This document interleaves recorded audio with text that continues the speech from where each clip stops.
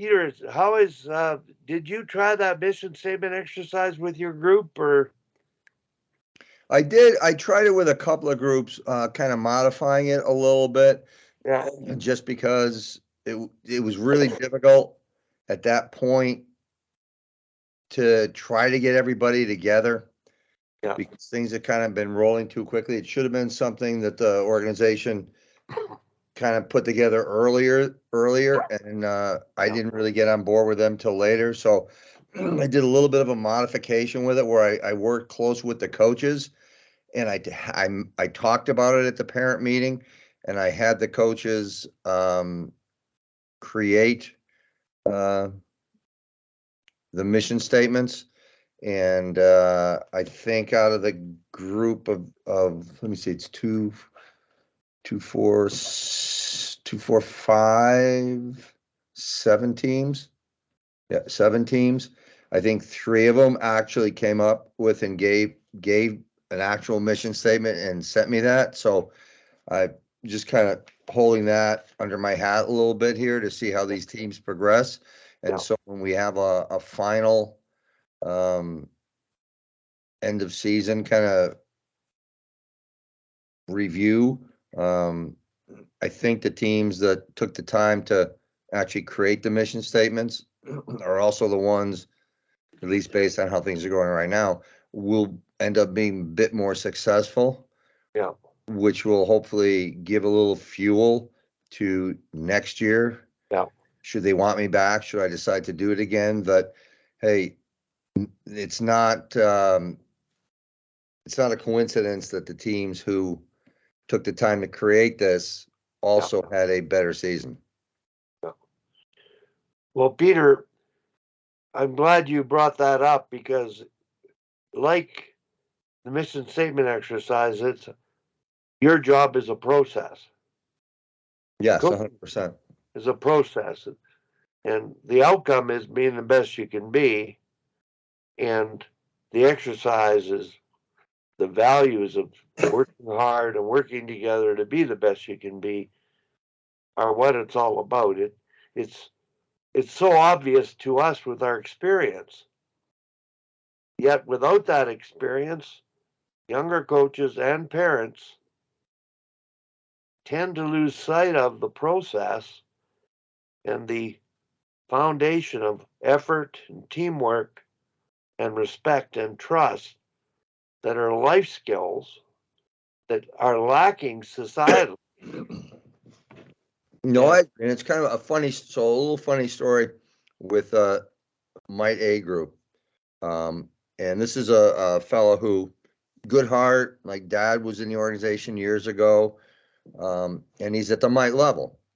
And so the Mites play cross ice here, right? They don't keep score. So at the coaches meeting, he mentioned that he said, we don't keep score, but I had one of the parents keep track. And he said, uh, we gave up 26 goals. Okay. So I was talking to him earlier in the week, and he said, "Yeah, we don't, we don't. I know. I said we don't keep score. Remember, I said we gave up 26." I said, "Yeah." He said, "Well, we scored 15 this weekend," and I said, "It doesn't sound like you don't keep track of scores." He said, "Well, we do, but we don't." And, yeah. okay, all right. And my line is the score clock ruins the game. It's the essence of why you play. And I think the philosophy of making each other better. Like I look at the 3 staffs, Tom and Sean and Roberta's staffs, 3 really good teams.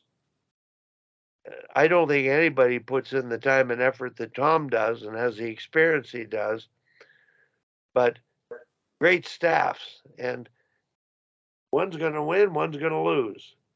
And I'm in the middle trying to placate the parents.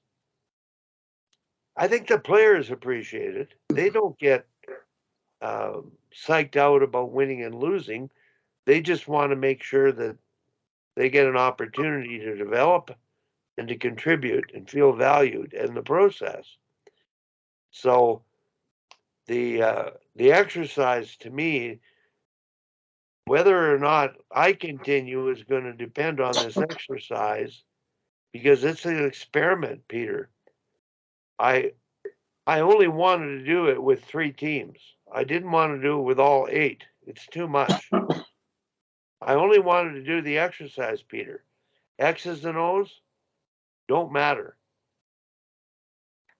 And what I've done this year, because Tom did it last year and it really salvaged this direction of his season, they hired me to do it with 8 teams. So that means I did it separately with the coaches as a group. 3 staffs, U13, 3 U15, 2 U18. Then I did it with each team's parents.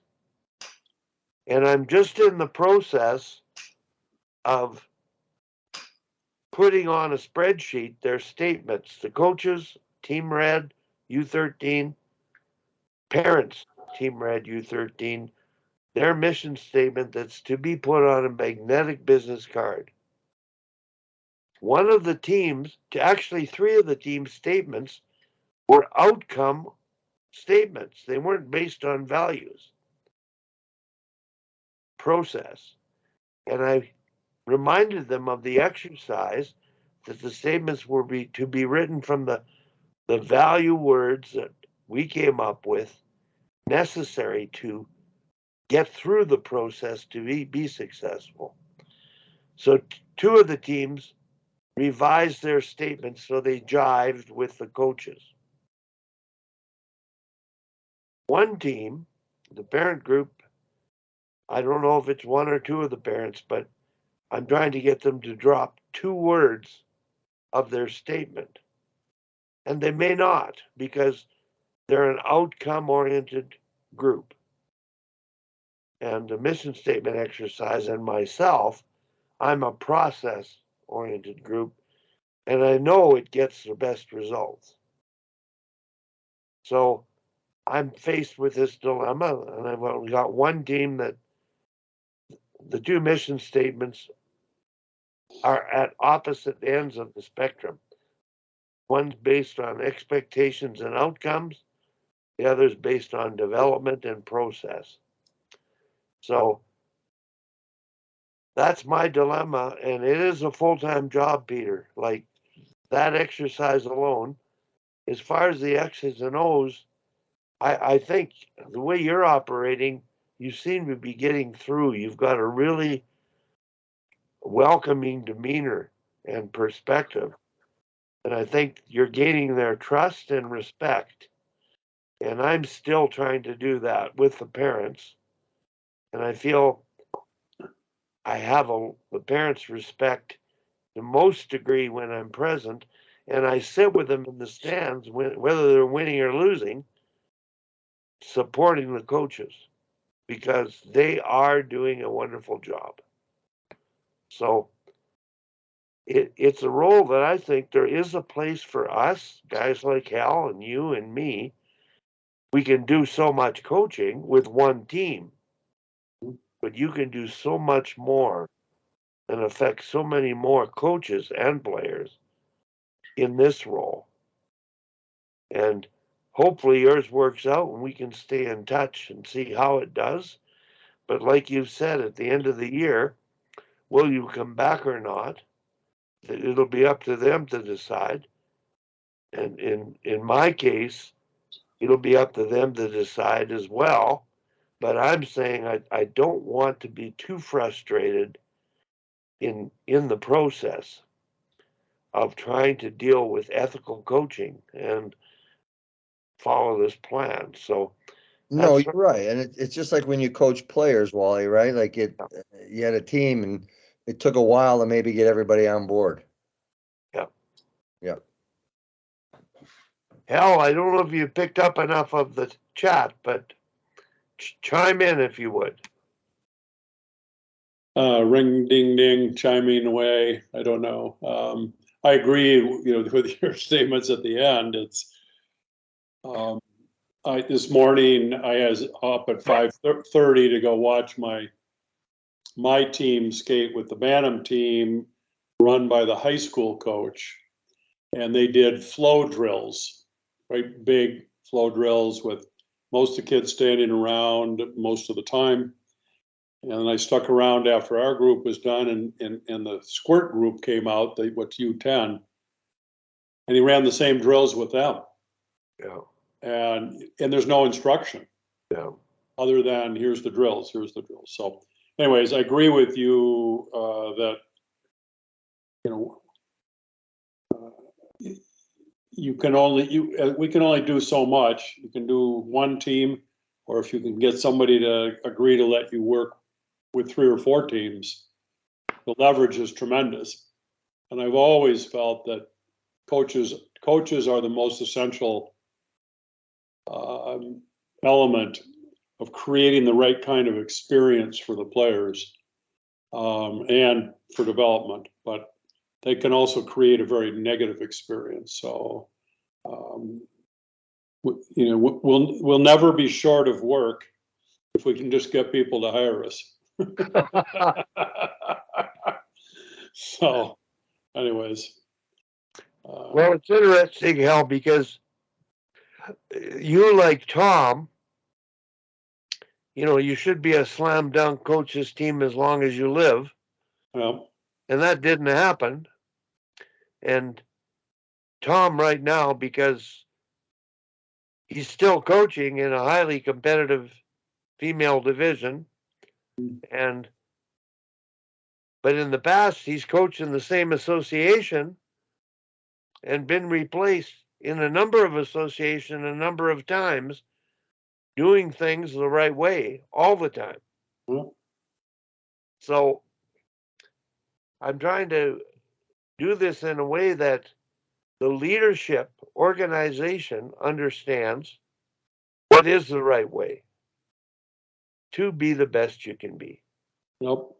And that means selecting good coaches who are receptive to learning and change and growing,